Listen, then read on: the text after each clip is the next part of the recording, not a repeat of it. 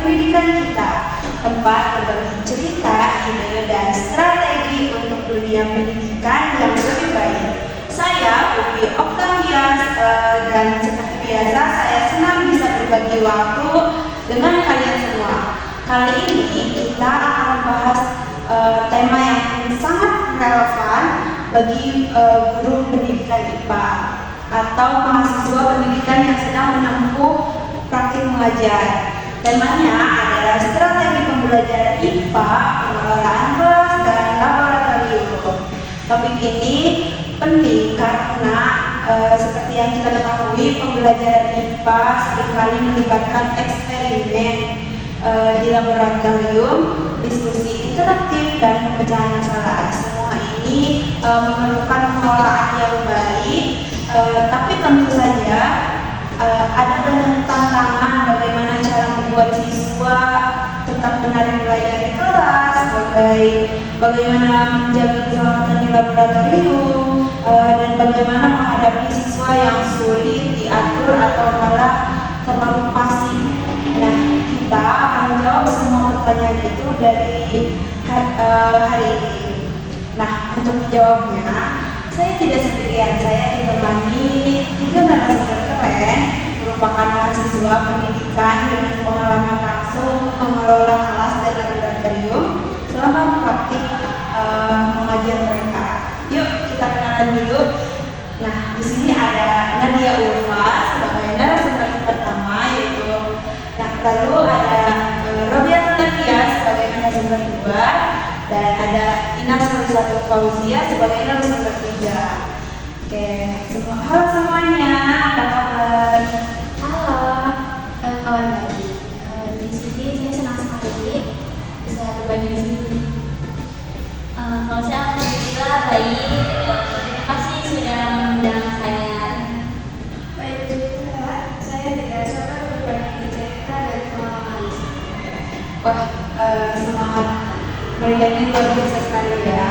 Sebelum kita mulai, saya ingin memberikan gambaran untuk pendengar kita. Diskusi ini akan dibagi dalam beberapa bagian. Pertama itu ada pengalaman awal kalian mengelola kelas dan lab dan dengan segala lukanya. Lalu yang kedua itu ada strategi khusus untuk menciptakan pembelajaran IPA yang efektif dan menyenangkan.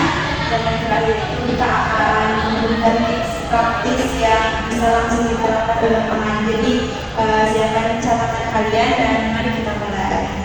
Oke, untuk membuka diskusi, saya ingin mendengar cerita kalian tentang pengalaman pertama mengelola kelas atau laboratorium. Pengalaman pertama itu kan biasanya penuh tantangan ya, bahkan mungkin ada sedikit kekacauan gitu. Gimana, mungkin mulai dari Nadia dulu ya. Wah, pengalaman saya itu waktu pertama kali itu sangat menegangkan banget sih, dimana saya itu ditempatkan di kelas 8 yang sangat aktif siswanya gitu. Ketika saya mulai mengajar, suasana kelas itu benar-benar ramai. Ada yang ngobrol sendiri, ada yang bermain sendiri. Terus jujur saja saya sangat bingung gitu ya, harus bagaimana gitu dalam kelas tersebut. Akhirnya saya berhenti sejenak dan mencoba bertanya kepada siswanya, misalkan kayak apa kalian merasa bosan dengan materi ini atau kalian belum paham. Nah, siswanya itu menjawab gitu. Ternyata mereka bilang, ini terlalu teoritis, bisa nggak dikasih contohnya? Dari situ saya belajar bahwa kalau ingin mendapatkan perhatian siswa, saya harus membuat pembelajaran lebih relevan dengan kehidupan sehari-hari mereka. Yang dimana jadi saya coba mulai mengaitkan materi energi dengan aktivitas mereka sendiri. Aktivitas mereka sehari-hari. Misalnya energi apa yang kalian gunakan saat menonton video gadget, dan itu langsung menarik perhatian mereka. Menurut saya sih pengalamannya luar biasa sekali ya, menarik juga cara Nadia ini menghadapi situasi seperti itu. Kalau misalkan dari Alia sendiri, bagaimana pengalamannya khususnya di laboratorium?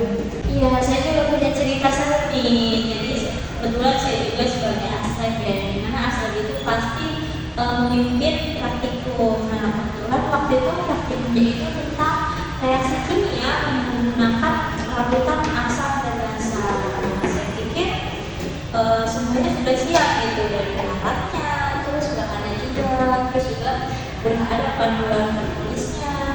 Dan sebelum praktikum ini siswa ini sudah saya briefing terlebih dahulu gitu sebelum memulai.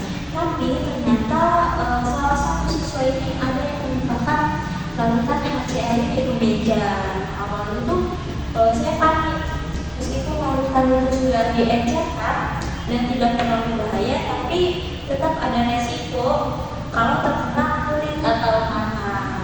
Nah, dari situ saya sadar bahwa briefing saja tidak cukup. Kita harus memastikan bahwa siswa ini benar-benar paham prosedur dan potensi bahayanya. Nah, setelah itu saya mulai menerapkan checklist keselamatan sebelum praktikum dimulai.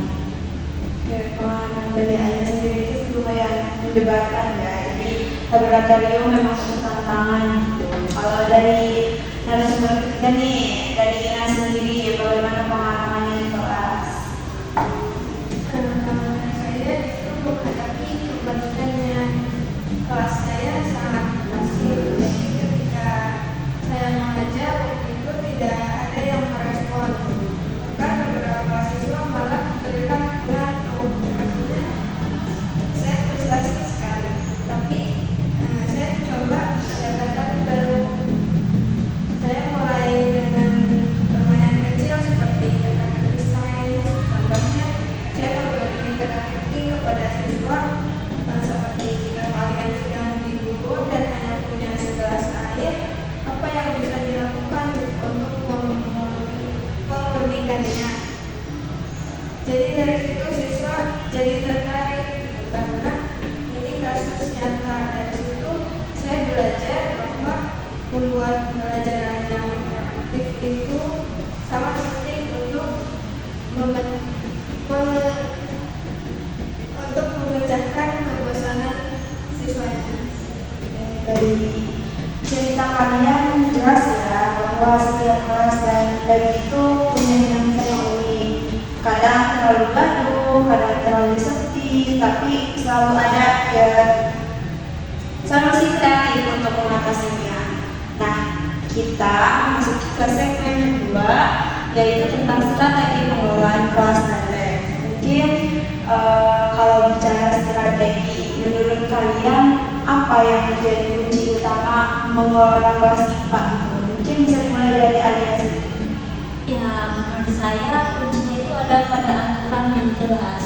Tapi bukan aturan yang hanya dibuat oleh guru, tapi siswanya juga diajak membuat aturan tersebut. Nah, saya tuh selalu melibatkan di dalam membuat aturan. Contohnya itu saya tanyakan, apa sih yang menurut kalian kita perlu lakukan agar kelas ini itu nyaman untuk belajar?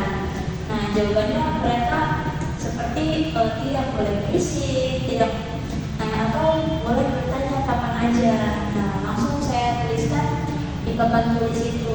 Nah, kalau aturan dibuat bersama, siswa ini akan lebih bertanggung jawab gitu untuk menaatinya. Saya itu sih. Bagus sekali ya, jadi aturan itu menjadi semacam kesepakatan bersama, jadi bukan paksaan gitu. Kalau menurut Nadia sendiri, bagaimana cara kamu itu membuat kelas lebih hidup? Kalau menurut saya tuh, saya lebih suka menggunakan kuis interaktif di awal dan di akhir pembelajaran. Jadi misalnya di awal saya beri pertanyaan sederhana pada siswanya seperti apa perbedaan energi kinetik dengan energi potensial. Bisa juga diberi contohnya seperti apa. Kemudian dari kuis itu tidak hanya memancing perhatian mereka gitu, tapi juga membantu saya mengajak pemahaman mereka tentang materi sebelumnya. Biasanya itu. Nah, saya itu dari pemaparan Alia dan Nadia. Selain itu, saya juga suka menggunakan cerita sebagai pengantar. Misalnya, ketika saya membahas tentang sistem pernapasan, saya menceritakan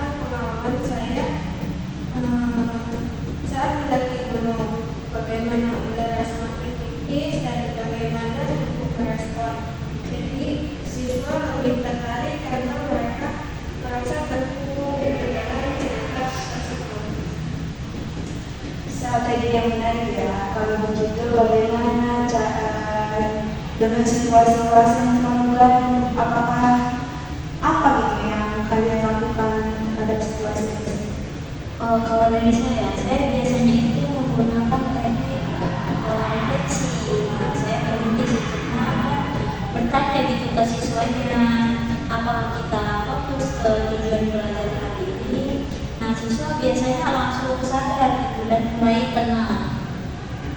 Kalau saya sih lebih suka menggunakan metode yang siap. Jadi saya membuat pola tepuk tangan yang akan mereka ikuti, di mana itu cepat menarik perhatian mereka kembali dengan suasana yang lebih kondusif. Belum menarik ya strateginya. Selanjutnya itu sekarang kita masuk ke salah satu aspek paling penting, paling umum juga dalam belajar MIPA, yaitu pengelolaan laboratorium. Seperti yang kita ketahui, lab itu adalah tempat siswa bisa langsung mempraktikkan teori yang dipelajari di kelas. Tapi di balik keseruan itu ada banyak hal yang harus diatur, mulai dari keselamatan hingga efisiensi waktu. Jadi menurut kalian apa tantangan terbesar saat mengelola laboratorium IPA? Mungkin dimulai dari Alia. Ya, menurut saya salah satu tantangan terbesarnya itu memastikan siswa untuk memahami protokol keselamatan. Dalam praktik saya di sekolah, saya tuh pernah melihat siswa yang tidak sengaja menyentuh bahan kimia tanpa memakai sarung tangan. Untungnya saya segera melihat dan mengingatkannya. Tapi itu juga membuat saya sadar gitu bahwa pentingnya memberikan arahan keselamatan secara baik sebelum memulai praktikum. Nah, saya mulai dengan menyusun daftar langkah-langkah yang harus mereka ikuti, seperti memakai alat pelindung, cara memakai peralatan dengan benar, hingga bagaimana cara menangani tumpahan. Dan kali ini saya buat itu dalam bentuk poster yang besar dipasang di depan lab. Nah, jadi mereka itu bisa selalu mengingatnya. Mungkin itu sih dari saya. Itu tuh ide yang bagus ya. Jadi poster keselamatan itu bisa menjadi punya visual yang efektif. Dari Ina sendiri punya cerita serupa apa gimana? Ya, saya juga pernah mengalami situasi yang menyenangkan. Nah, saat itu kami sedang melakukan kecelakaan dalam kebakaran mengamati perubahan energi. Ada salah satu siswa yang mencoba mendekatkan wajahnya ke nyala api untuk melihat lebih dekat. Dari situ saya kaget karena itu sangat berbahaya. Saya langsung menghentikannya. Setelah kejadian itu, saya memutuskan untuk membuat simulasi kecil tentang bahaya di laboratorium. Jadi saya meminta siswa untuk menggambarkan skenario seperti bagaimana menangani kebakaran kecil atau kebakaran kimia dengan cara ini mereka jadi lebih paham risiko dan cara penanganannya. Skenario simulasi yang buat Ina juga itu cukup menarik ya. Jadi ini tuh tidak hanya mengajarkan protokol keselamatan, tapi juga melatih keterampilan siswa dalam situasi darurat. Kalau menurut Nadia sendiri, bagaimana untuk memastikan siswa tetap fokus selama praktikum berlangsung? Kalau menurut saya itu pembagian tugas itu dalam kelompok, di mana dalam satu kelompok praktikum itu biasanya kan ada 4 sampai 5 siswa. Jadi saya tuh tentukan peran untuk masing-masing. Ada yang bertugas mencatat, ada yang bertugas mengoperasikan alat, ada juga yang bertugas untuk membersihkan alat setelah praktikum selesai. Jadi pembagian ini itu membuat semua siswa merasa terlibat gitu. Tidak ada yang hanya diam saja. Selain itu juga mengurangi kekacauan karena semua semua tahu gitu tugasnya masing-masing. Oke. Strategi pembagian peran itu penting sekali ya, tapi bagaimana jika ada siswa yang tidak mau berkontribusi atau justru mengganggu gitu? Mungkin ayah pernah nggak sih menghadapi situasi seperti itu? Nah, pernah, dan waktu itu cukup menantang ya. Nah, waktu itu ada seorang siswa yang mengajak terus bercanda gitu dan mengalihkan perhatian teman-temannya selama praktikum berlangsung. Nah, akhirnya saya ajak siswa itu berbicara berdua setelah melakukan praktikum. Nah, saya tanyakan, apakah kamu merasa bosan atau kesulitan memahami materi? Ternyata dia bilang bahwa dia merasa tugasnya terlalu sulit. Nah, setelah itu saya mencoba menyesuaikan tugas sesuai kemampuan siswanya. Misalnya, untuk siswa yang lebih suka hal praktis, saya beri tugas operasional ke alat. Nah, sedangkan siswa yang suka analisis, saya minta mencatat data, dan dengan cara ini mereka tuh jadi lebih nyaman dan termotivasi. Jadi pendekatan yang ayah lakukan juga itu cukup baik ya, mengelola dinamika siswa di lab memang memerlukan empati dan penyesuaian. Nah, bagaimana dengan efisiensi waktu? Kadang praktikum aja bisa memakan waktu lebih lama gitu dari yang direncanakan. Bagaimana yang kalian lakukan untuk mengatasi hal tersebut? Kalau dari saya, biasanya memanfaatkan teknologi untuk membantu efisiensi waktu. Jadi sebelum praktikum, saya meminta siswa untuk menonton video demonstrasi tentang langkah-langkah eksperimen yang akan dilakukan. Jadi ketika masuk lab, mereka sudah tahu apa yang harus dilakukan dan tidak perlu banyak penjelasan ulang. Nah, selain itu, saya juga membuat daftar periksa atau checklist yang harus mereka ikuti sebelum praktikum. Ini juga dapat membantu memastikan tidak ada langkah-langkah yang terlewat sehingga waktu lebih efisien. Oke, emang video demonstrasi dan checklist itu solusi yang cerdas ya. Jadi ini juga bisa membantu siswa yang cenderung lupa gitu. Sekarang kita bahas bagaimana cara membuat praktikum lebih relevan gitu dengan kehidupan sehari-hari. Mungkin Nadia gimana pendapatnya? Kalau saya itu selalu mencoba mengaitkan praktikum dalam kehidupan dengan masalah nyata siswanya gitu. Jadi misalnya ketika mempelajari filtrasi, jadi saya ajak siswa itu berpikir tentang bagaimana cara membuat air kotor menjadi air bersih. Bahkan kami juga mencoba membuat saringan sederhana dari bahan-bahan yang ada di sekitar kita, seperti kerikil, pasir, serta kayu. So, jadi lebih tepat gitu ya dengan eksperimen ini gitu. Jadi mereka bisa gunakan di luar sekolah. Jadi bahkan ada siswa juga bilang, Kak, saya ingin coba ini di rumah, itu sangat memotivasi mereka. Ya, saya juga mengaitkan praktikum ini dengan isu lingkungan. Misalnya ya, ketika mempelajari bahasa kimia, saya mengajak mereka membuat larutan penghilang karat dari bahan alami seperti cuka atau air jeruk. Nah, selain lebih ramah lingkungan, ini juga mengajarkan ke mereka bahwa sains ini mempunyai peran besar dalam menyelesaikan masalah sehari-hari. Oke, pendekatan kontekstual seperti itu tuh pasti gitu membuat siswa lebih antusias. Sekarang saya ingin tahu gitu, pendapat kalian tentang evaluasi praktikum. Bagaimana kalian memastikan bahwa siswa benar-benar memahami apa yang mereka pelajari di lab? Kalau dari diri saya sendiri, saya suka menggunakan presentasi hasil sebagai alat evaluasi. Jadi setiap kelompok diminta untuk mempresentasikan kemampuan mereka di depan kelas, termasuk data yang mereka peroleh dari analisisnya.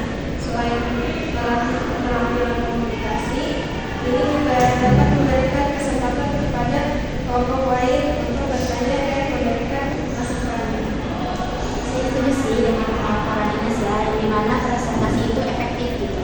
Tapi saya juga menambahkan referensi tertulis, di mana setelah praktikum saya itu minta siswa itu menulis sebuah notebook gitu, notebook singkat tentang apa yang mereka pelajari, terus tantangan apa yang mereka hadapi. tadi dan bagaimana mereka bisa meningkatkan eksperimen di masa depan gitu. Refleksi ini tuh membantu mereka menganalisis proses belajar mereka secara mendalam. Oke, kita udah berbincang-bincang nih panjang lebar tentang strategi pengelolaan kelas dan laboratorium IPA, mulai dari bagaimana menjaga dinamika kelas yang kondusif, menciptakan susunan pelajaran yang interaktif, hingga bagaimana mengelola laboratorium dengan aman dan efisien. Sekarang saya ingin kita semua memberikan kesimpulan dan saran yang bisa menjadi inspirasi bagi pendengar kita, terutama bagi calon guru IPA nih. Mungkin dari Nadia, gimana menurutmu apa sih poin terpenting dari diskusi kita hari ini yang harus diingat oleh para pendengar? Oke, jadi kalau menurut saya itu ya, jadi saya pikir poin terpenting itu adalah bagaimana kita sebagai guru atau calon guru harus selalu fleksibel dan kreatif dalam pendekatan pembelajaran, yang dimana setiap kelas memiliki dinamika yang unik dengan tugas kita. Dan tugas kita itu adalah memahami kebutuhan siswa serta menciptakan strategi yang sesuai. Selanjutnya itu sebagai contoh itu, jika siswa terlihat kurang antusias di awal, mungkin kita bisa memulai pelajaran dengan cerita menarik atau eksperimen sederhana untuk membangkitkan rasa ingin tahu mereka. Gitu. Jadilah pendidik yang tidak hanya mengajar tetapi juga menginspirasi. Betul sekali, jadi guru yang inspiratif itu penting ya. Sekarang menurut Alia, bagaimana pandangannya, apa yang ingin kamu sampaikan kepada calon guru IPA di luar sana? Ya, bagi saya keselamatan di laboratorium adalah hal yang tidak bisa ditolak. Kita juga harus fokus pada kolaborasi dan praktikum, dan hingga merupakan hal-hal kecil yang ternyata bisa berdampak besar, seperti penggunaan alat baru atau penggunaan bahan kimia. Selain itu, penting juga untuk terus belajar dan memperbarui pengetahuan kita tentang teknologi dan metode praktikum. Nah, dunia pendidikan ini berkembang besar dan kita juga harus mampu beradaptasi agar tetap relevan. Contohnya, bisa memanfaatkan teknologi digital seperti simulasi laboratorium virtual untuk melengkapi pembelajaran. Wah, menarik sekali ya. Jadi teknologi memang bisa menjadi alat bantu yang luar biasa, terutama jika sumber daya di sekolah kurang atau terbatas. Menurut Tina sendiri nih, bagaimana pendapatnya? Terus apa pesan untuk para pendengar kita ini? Saya hanya ingin menekankan pendidikan membangun hubungan yang baik dengan siswa. Pembelajaran yang efektif tidak hanya bergantung pada materi yang diajarkan, tetapi juga pada bagaimana siswa merasa dihargai dan didukung. Salah satu cara yang saya lakukan adalah memberikan imbal balik yang positif. Misalnya, jika siswa melakukan kesalahan dalam eksperimen, saya tidak langsung mengkritik, tapi mengajaknya berdiskusi pertanyaan seperti kenapa hasilnya menjadi seperti ini, atau apa yang bisa kita coba agar hasilnya lebih baik. Dan dengan cara ini siswa jadi merasa nyaman untuk mencoba dan belajar dari kesalahan mereka. Itu idenya yang luar biasa ya. Jadi saya rasa sikap seperti itu tuh akan membangun kepercayaan diri gitu, dan juga membantu mereka lebih efektif dalam proses pembelajaran. Sekarang mari kita coba untuk membayangkan masa depan pembelajaran IPA. Menurut kalian nih, apa tantangan terbesar yang mungkin dihadapi guru IPA di masa depan dan bagaimana bisa mengatasinya? Mungkin dari Nadia dulu yang bisa. Kalau menurut saya pikir itu tantangan terbesar itu adalah bagaimana kita mengintegrasikan isu-isu global ke dalam pembelajaran kita.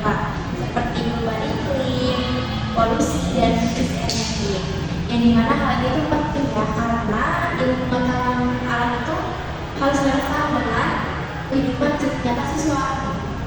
Terus untuk mengatasinya itu kita bisa menggunakan pendekatan pembelajaran berbasis proyek yang dimana misalnya siswa itu diajak merancang solusi sederhana untuk mengurangi limbah plastik atau membuat alat hemat energi. Selanjutnya dengan cara ini itu mereka itu tidak hanya belajar teori, tapi juga melihat bagaimana ilmu pengetahuan alam itu bisa digunakan untuk memecahkan masalah. Itu sih menurut saya. Mungkin pembelajaran berbasis proyek itu emang menarik gitu. Tapi tentu saja itu juga memerlukan persiapan ekstra dari guru. Menurut ayat sendiri itu bagaimana? Ya, saya setuju ya dengan hal itu. Nah, selain itu, tantangan lain adalah memastikan inklusivitas. Ya, saya setuju sih. Nah, selain itu, tantangan lain adalah memastikan inklusivitas dalam pembelajaran. Tidak semua siswa memiliki minat atau kemampuan yang sama dalam sains. Jadi, tugas kita adalah menciptakan lingkungan belajar yang inklusif dan merangsang minat mereka. Misalnya untuk siswa yang suka seni, kita bisa mengintegrasikan seni ke dalam pembelajaran IPA seperti menggambar, struktur molekul atau membuat poster tentang fenomena alam. Juga bisa atau bisa membuat sains terasa lebih dekat dan menyenangkan. Itu poin yang sangat baik ya dari Alia. Mungkin terakhir dari Ines ada yang mau ditambahin? Nah, saya rasa penting juga untuk terus membangun kolaborasi dengan komunitas atau lembaga lain seperti program kecil, program penelitian, atau organisasi lingkungan. Jadi mereka bisa menjadi sumber daya yang sangat berharga mendukung pembelajaran kita di sekolah. Wah, kejadian kalian ini benar-benar inspirasi ya. Saya yakin ya dari pendengar kita ini, terutama calon guru IPA, mungkin akan mendapat banyak wawasan dari diskusi ini. Sebagai penutup, saya ingin mengingatkan bahwa menjadi pendidik bukan hanya soal mengajarkan materi, tetapi juga membentuk generasi yang kritis, kreatif, dan peduli terhadap lingkungan. Mari terus belajar dan berinovasi agar kita bisa memberikan yang terbaik untuk siswa-siswa kita. Terima kasih untuk Nadia, Alia, dan juga Inas atas diskusinya hari ini. Saya juga berterima kasih kepada semua pendengar yang telah meluangkan waktu untuk mendengarkan podcast ini. Mungkin saya, Upi Octavia, sebagai pemandu acara podcast hari ini.